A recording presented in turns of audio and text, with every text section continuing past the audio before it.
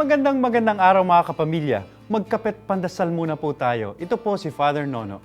Mga kapamilya, unang araw po sa buwan ng Hulyo at sa amin po mga Heswita, espesyal ang buwang ito dahil ito ang kapistahan ng aming patron na si San Ignacio.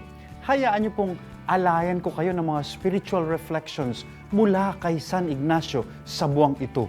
Boom! Yan po ang tunog ng bala ng kanyo na tumama sa mga tuhod ni San Ignacio. Kawal po siya ng kaharian ng Espanya noon at ang pangarap niya kumbaga ay sumikat bilang general ng Espanya.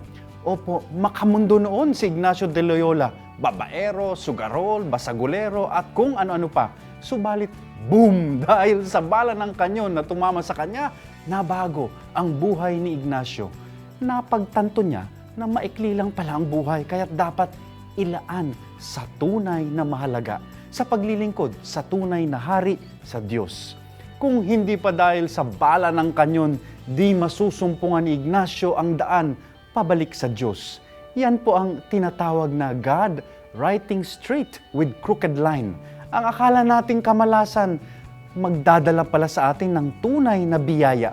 Ang akala nating kabiguan ngayon, nagkukubling magandang kapalaran pala pagdating ng panahon.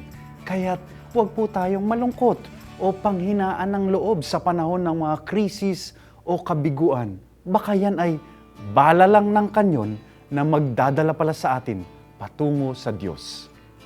Amen.